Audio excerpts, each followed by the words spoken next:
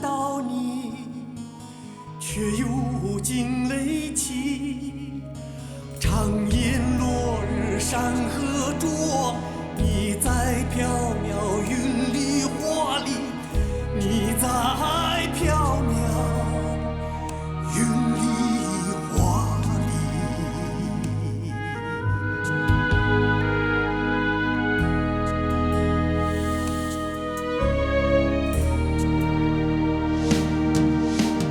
唱歌一曲，好风好梦好歌好一起。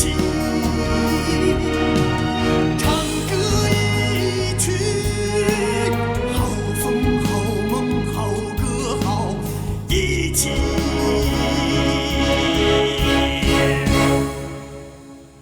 唱歌一曲。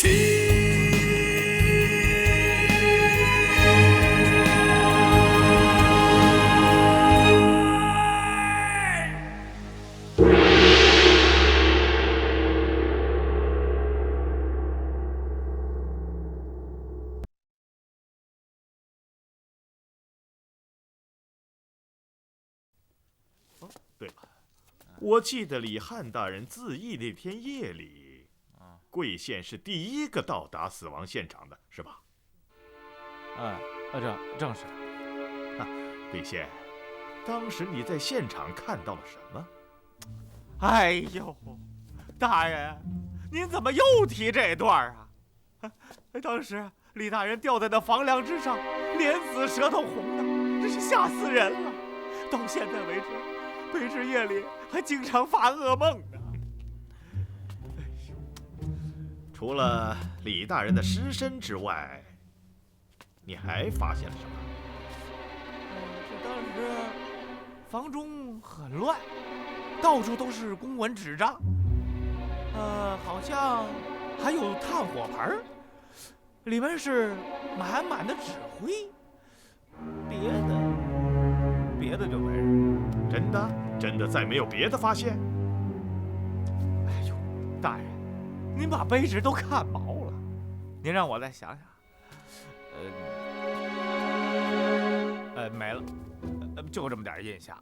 后来啊，卑职就被吓晕过去了。那李大人的尸身是怎么处置的？刺史大人下令当场焚化呀。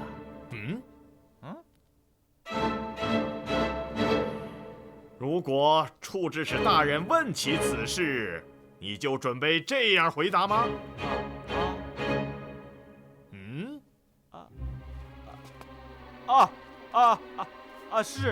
是卑职下令焚化的。为什么？因为尸身久至停尸房中，已经腐坏，怕在城中引起瘟疫。原来是这样。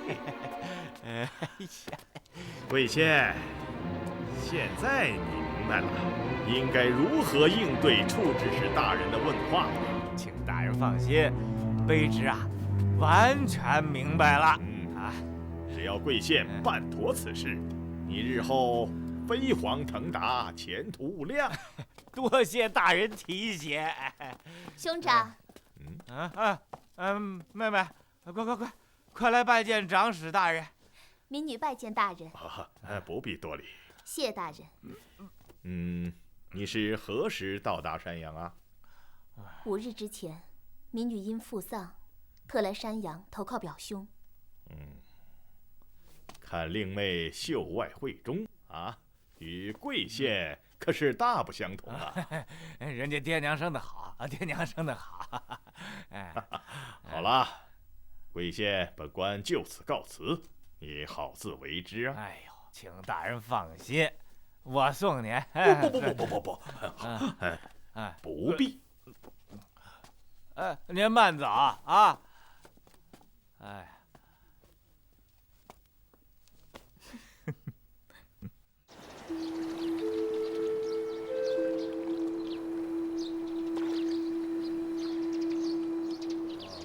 这里就应该是河口镇。但是，按地理图测试，河口镇离上沟村大约有20多里水路，应该就是这里。哎，老爷，您看栈桥上立着牌子。哦，把船靠过去。哎，靠过去，靠过去。今晚我们就在河口镇宿下啊。快点。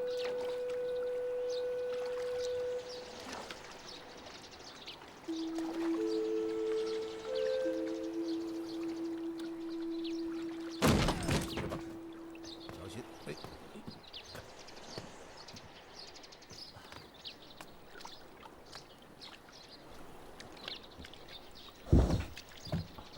哎，是，慢点。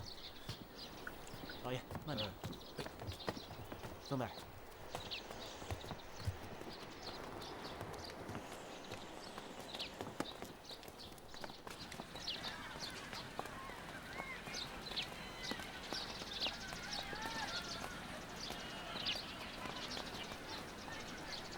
往那边走。好。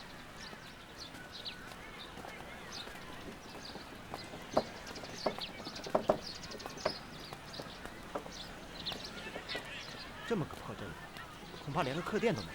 老爷，我看咱们还是换个地方。偏你这小厮有着许多话语。我们此次为府，就是为了寻访民间，体察生民疾苦。你以为是让你享清福来着？哎，我一个年老之人还没说什么，你小小年纪便嫌苦怕累，真是枉费了我平日对你的教诲。你呀，多嘴。哎，先生您看，前边好像有一家客栈。哦，果然是个客栈，可怎么关着门呢？走，过去看看。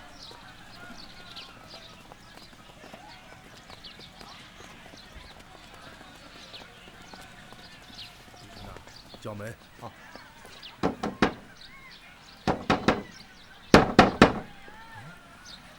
老爷，真是怪了，这店里好像没人啊。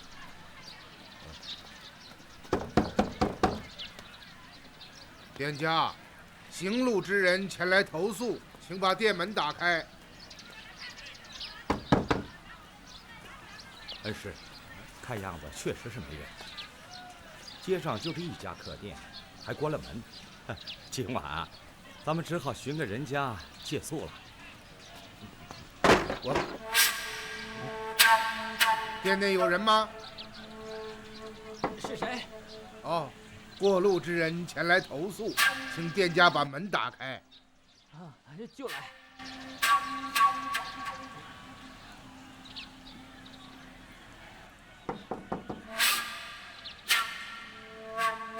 店家，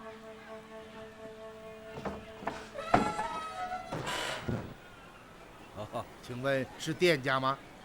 你们要住店？啊，正是。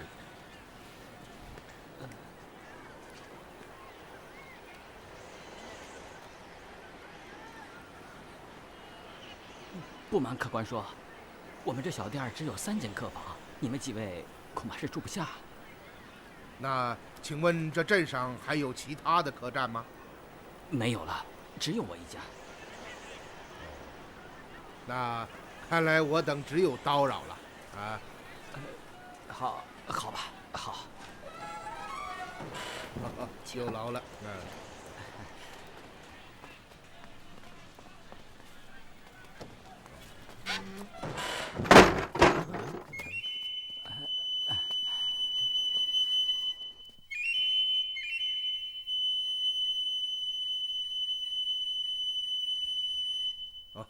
真是对不住，我等急于投诉，催促甚急，店家竟连衣服都穿反了啊！让各位见笑了。方才各位敲门时，我等已经睡下了。怎么，天上未黑便已安寝？嗨，店里没什么生意，又没有别的事可做，便早些安歇了。哦，是这样，那就有劳店家将客房门打开，让我们看看吧。好。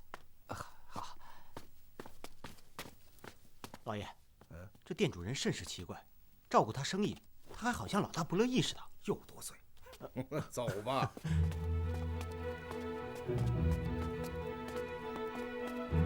曾大人，请。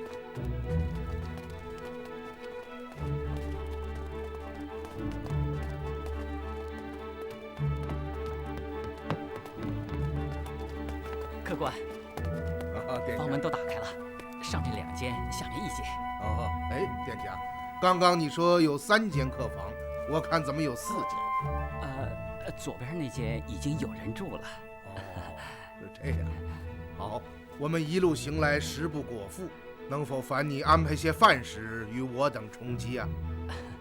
不瞒客官说，小店生意不好，因此店内不曾备下菜蔬。要吃饭，请上街，出门左拐就有个饭铺。如此也罢。那我走了。老爷，这店家怎么慌里慌张的？真是奇怪。好，今天晚上大家凑合挤一挤啊，先安顿下来，一会儿我们到街上去吃饭，走吧。走。李春呢？你们几个上楼吧。好，走。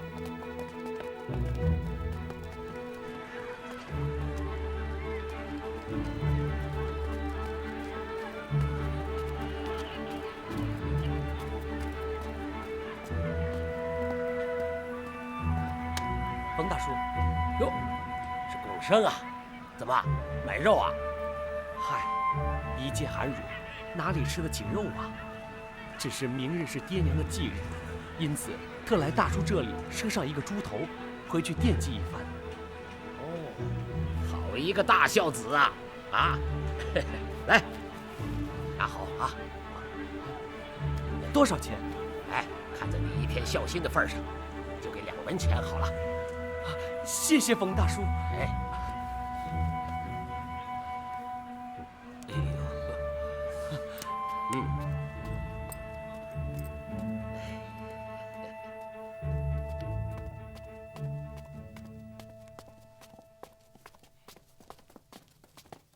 哎呦，哎呦，哎呦，哎呦！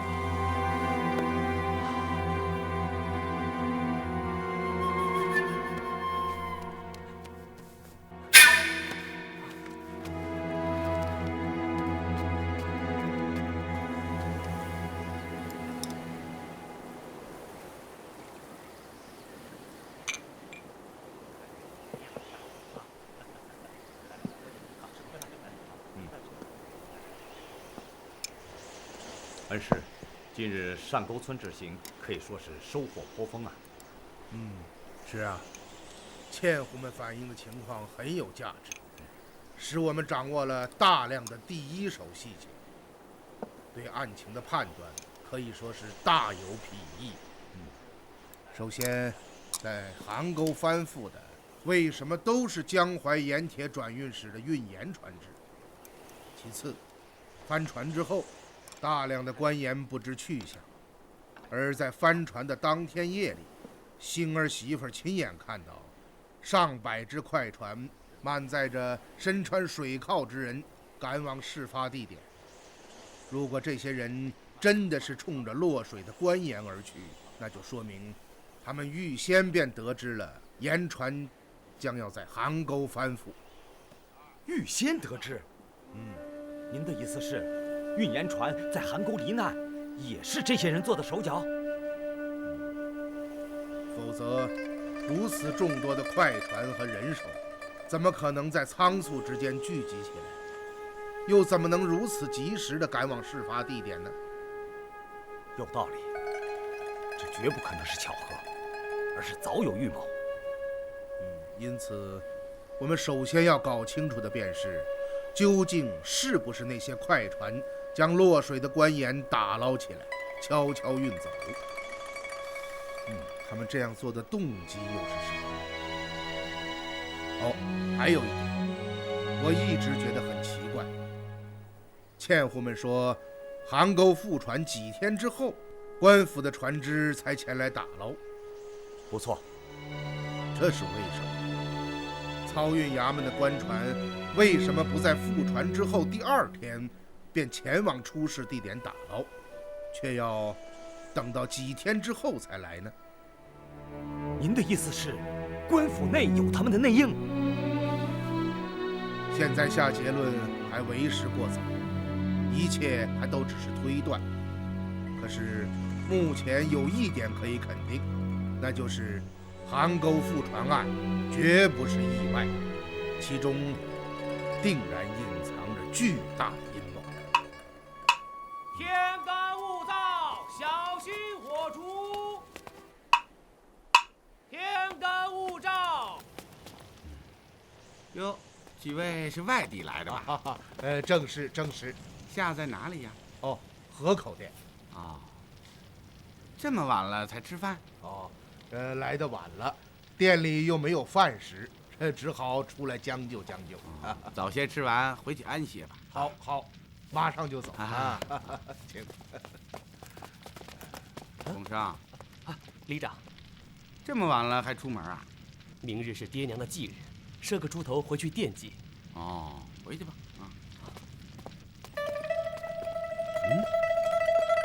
站住！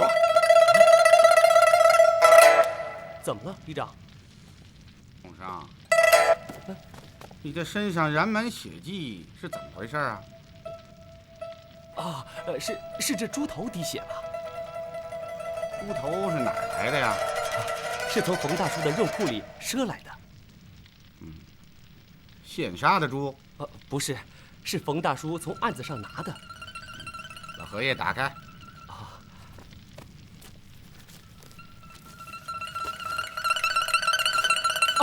人头！孔少，这究竟是怎么回事？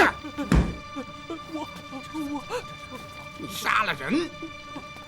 我没杀人，我没杀人。哼，身上染满血迹，手拿人头，还敢说自己没杀人？里长，我真的没杀人啊！这猪头不，这人头是从冯大叔的店里赊来的。给我的时候，我没有打开看，谁知道是个人头啊！哼，也罢，你就与我到冯家肉铺，找冯屠户当面对质，再带走。走，等等。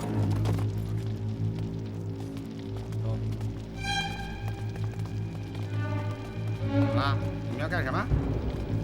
你不能这样将巩生带走。哦，却是为何？你提着人头，押着巩生，前去找冯屠户对质。即使这人头是他卖给巩生的，他眼见命案临头，也一定会矢口否认。有点道理。那依着你呢？好，拿火把来。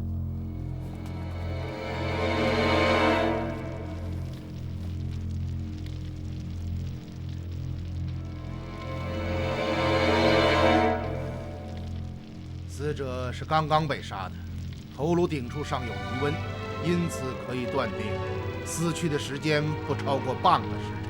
哦，颈部的伤痕很多，看样子绝不是一刀将头颅斩下，而且凶手所用的凶器并不锋利，下手也不干净。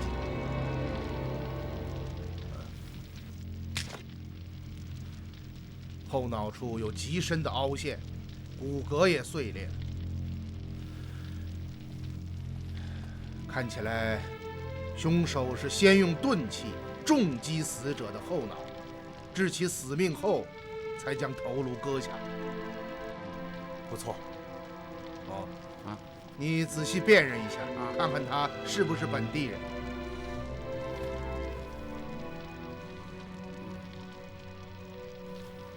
不是，从来没见过这个人，应该是打外地来的。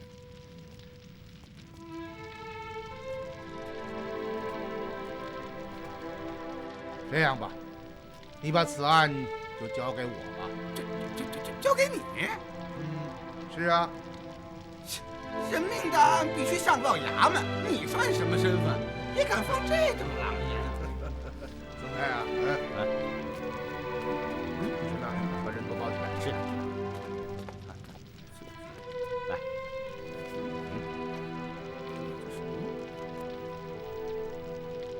啊！你江淮督察使，起来！我这是此事不要对任何人提起。哎呦，小的该死，小的该死！刚跟你说过了，不要声张。来，这位是我的恩师，案子由他办理，你该放心了吧？是，放心，放心。好了，把他放开吧。没听见老先生说话呀？放开！是。李晨呐，你把人头交给他。洪生啊，你仍然拿着他，我们去冯家肉铺。李长啊，你来带路。好，请。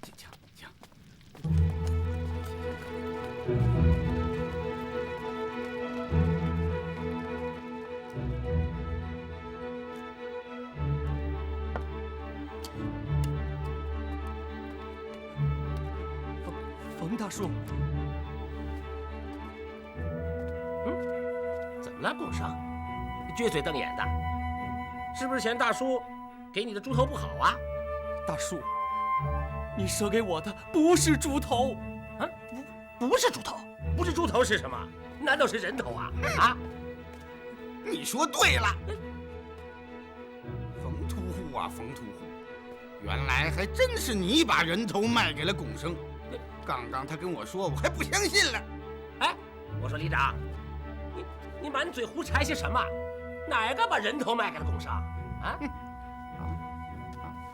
这是你卖给龚生的猪头吧？不错，那又怎么样？你自己看看。这是怎么回事？怎么回事？我还要问你呢。我给龚生的真的是猪头啊！猪头进了荷包，它就变成了人头啊！龚生啊，我可是好心好意呀，你不能诬赖大叔啊！龚生，大叔，我何曾诬赖于你呀？你给我的这颗猪头，我一直拿在手里，它怎么会变成人头了呢？我怎么知道啊？我明明给你的是一个猪头，谁知道你到哪里去换了一颗人头出来呀？我一个读书人，要到哪里去换人头啊？怎么可能杀人害命啊？天哪！可怜我一个穷书生，到哪里去讲理呀？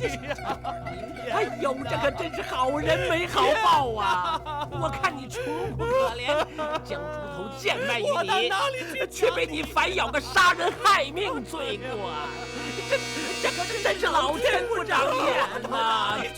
好了，你们俩别好丧了。这人头只过你们二人之手，你们俩谁也逃不了干系。来呀！给我套上锁链，押到一旁。哎呀，冤枉啊！哎，冤枉！冤枉啊！冤枉！天啊！您瞧，这样吧，你马上率人赶到龚生家，看看屋中有没有血迹和其他可疑的物事，还有查看院子和房舍四周的地面有没有挖掘过的痕迹。杀人案发生了不到半个时辰，如果真是龚生杀人，那死者的无头尸身一定还在他的家里。好，都在这儿呢。就是啊，来，把他们俩带到一旁。头啊，你看看。许川，在，你让大家里里外外搜查一下。是，来，大家动手吧。是。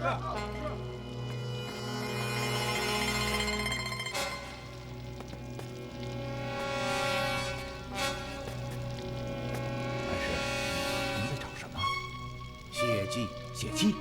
什么血迹？刚刚在饭铺门前你也看到了，龚生手中的那个人头荷包不停地在向外渗血，以至于龚生的胸前沾染上了血迹。如果说真的是冯屠户将那个人头荷包交给了龚生，那肉铺门前的地面上也一定会留下血迹。走，进屋看看。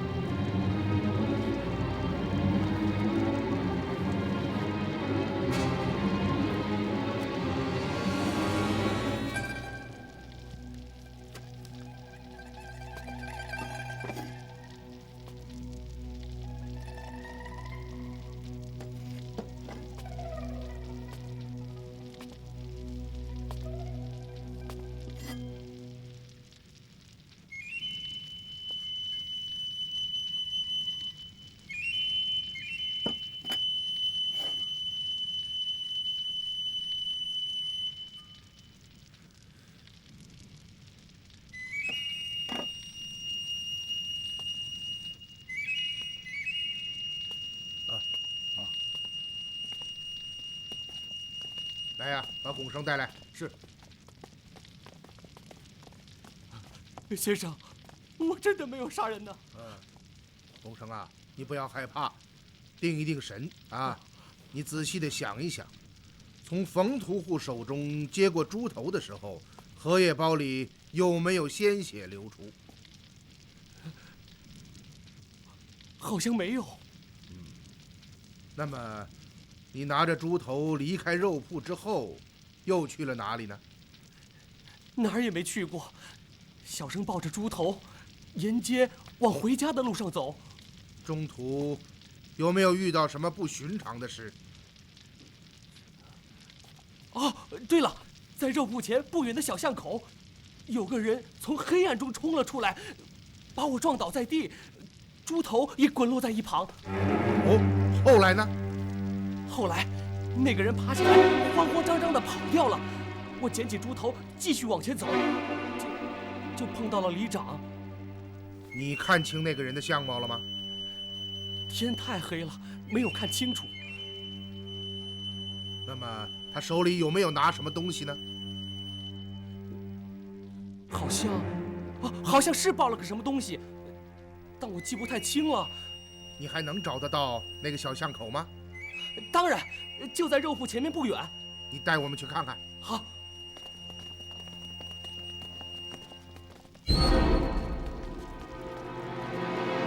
先生，就在那里。大家仔细搜索一下地面上的血迹。是。龚生啊，你摔在哪里？哦，好像是那儿。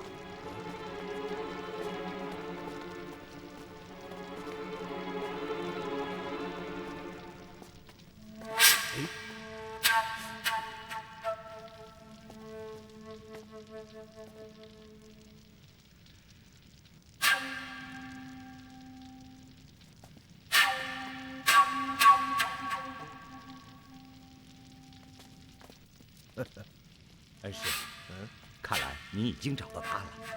是啊。老先生，老先生，怎么样？搜遍了龚生家中，也没有发现可疑物事。那么你能够肯定那个死者不是本地人？这一点绝对肯定。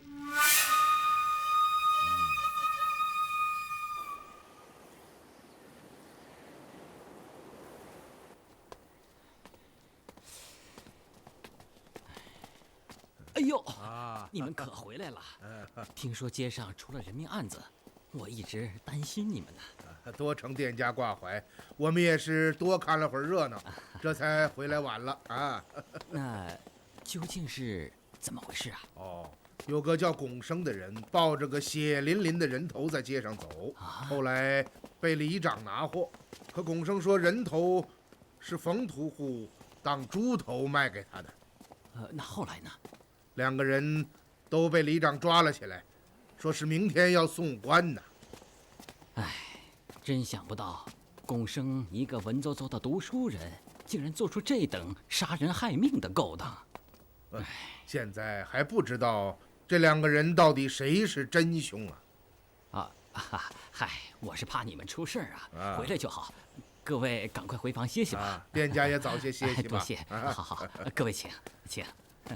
曾太迪、春娜，你们也回去吧。好，走。好。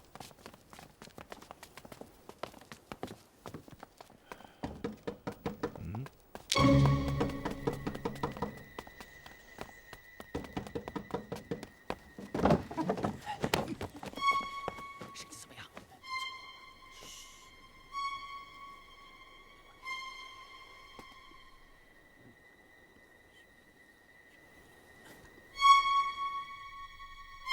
什么？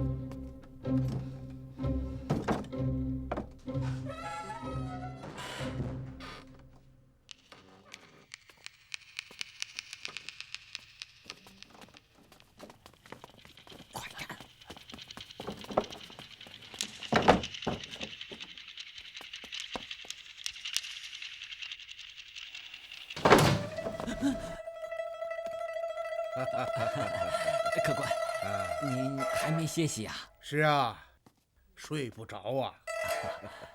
哦，还没有请教店家尊姓大名啊？啊，姓张，张申。哦，张申。被你杀死的那位客人叫什么名字啊？你说什么？刚刚你让店里的伙计背着一个大口袋，悄悄从后门潜出店外。那口袋之中装的是什么东西啊？你是怎么知道的？我劝你还是实话实说，不要敬酒不吃吃罚酒。我什么也不知道，你说我杀人，有何凭据啊？你可真是不见棺材不落泪。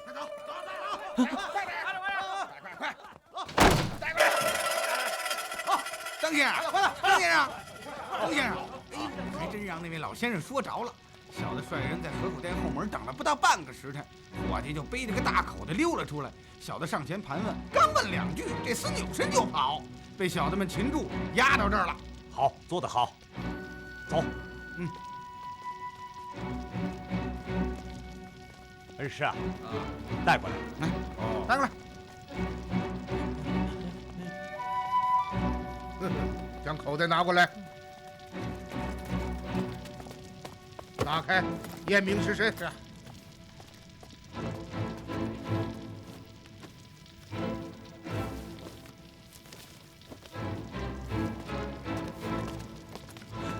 严丝合缝。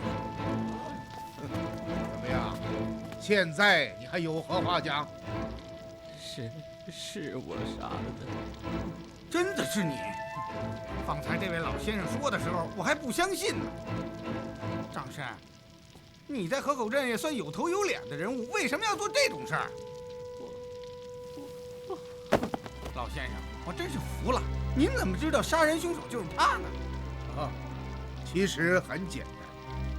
首先，我排除了杀人凶手是龚生或者冯屠户这2种可能。恩师，您是通过什么排除了这2人的杀人嫌疑？首先，如果是龚生杀人，无外乎2种状况。第一种，他是在自己的家中杀死了死者。如果是这样，他只需要就地将尸身掩埋也就是了。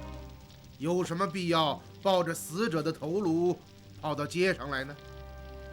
第2种状况是，龚生在外面杀了人，那么他只需将死者弃尸街头，又何必多此一举地割下死者的头颅？更有甚者，竟抱着这颗鲜血淋漓的人头，在街道上缓步徐行。见到里长和贾丁之后，非但不思逃走，反而迎上前来。这一切完全不合乎逻辑，也不是正常人应有的思维。不错。再有，龚生是空着双手到冯屠户的店中买猪头的，这一点得到了冯屠户的证实。而里长发现龚生怀抱人头在街上行走，距离龚生从冯屠户的店中出来不过一盏茶的功夫。这么短的时间内，龚生是不可能在半途之中杀死一个人，又将此人的头颅割下。而且龚生的家距冯屠户的肉铺很远，一盏茶的功夫不可能回到家中放下猪头，换上一颗人头，再跑到街上来。这样做既没有足够的时间，也没有任何的意义。但是为了保险起见，我还是让里长率人到龚生的家中搜查，看看能不能找到死者的无头尸身。事实证明了我的判断，在龚生家中没有发现任何可疑之处，于是我断定龚生不是凶手。我说老先生，不瞒您说，您想到的这些，我是一点也没想到。至于对冯屠户的判断，那就更简单了。如果那颗淌血的人头是他递给龚生的，那么肉店柜台下的地面上一定会滴有血迹。然而我们细查之下发现，冯屠户的店门前没有任何的染血之处，此乃其一。其二，死者头颅的脖颈处伤痕累累，这就证明凶手在割下死者头颅时，一定是很费了一些力气，至少砍了几十刀，才将头颅斩下。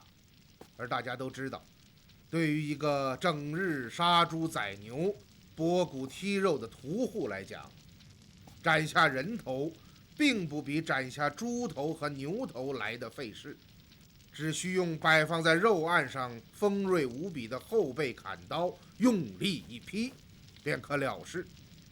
他又何至于连斩几十刀才将死者的头颅割下呢？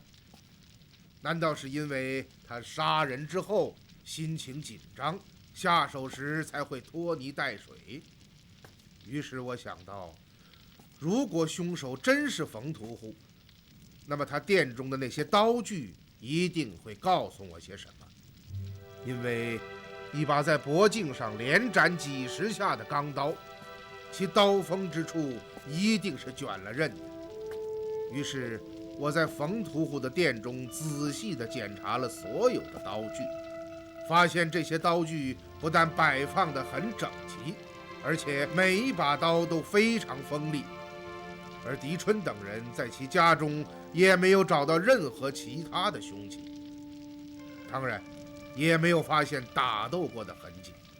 不错，我们仔细检查了冯屠户家，没有发现任何可疑之处。此时我又想到了龚生，他一定是在惊慌之下遗漏了什么细节。果然，龚生对我说起，在抱着猪头回家的路上，从一条小巷之中窜出了一个人，二人相撞倒地，龚生的猪头也滚落在旁。当龚生再次拾起猪头往家走的时候，那原本包在荷叶中的猪头便已经变成了人头。于是我让龚生引我前赴小巷口勘察，果然发现了很多处血迹。由此，冯屠户的杀人嫌疑便被彻底的排除了。是这样，老先生啊，我还是不明白，那人头究竟是怎么跑到龚生手里头去的呢？当我勘察了小巷之后，我便做出了这样一个假设。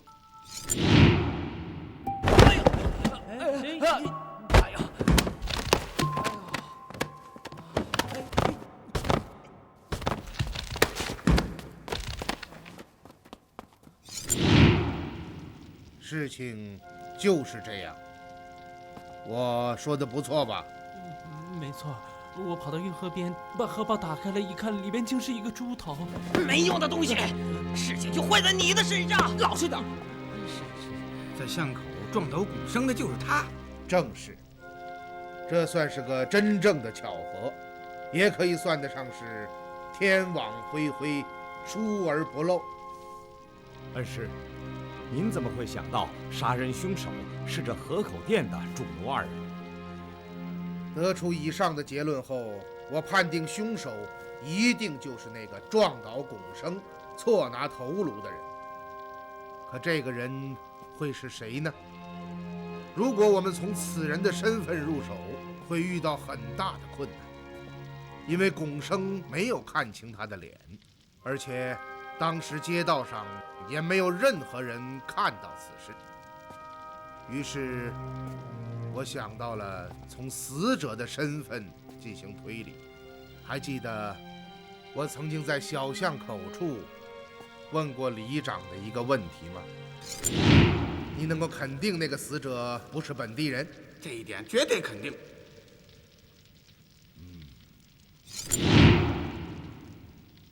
里长当时对我说，可以肯定死者是外地人。不错。你们想一想，一个外地人来到河口镇，不外乎两种情形。第一种，他是来投亲靠友的；第二种，他是途经此地，住上几天便要离去。是啊。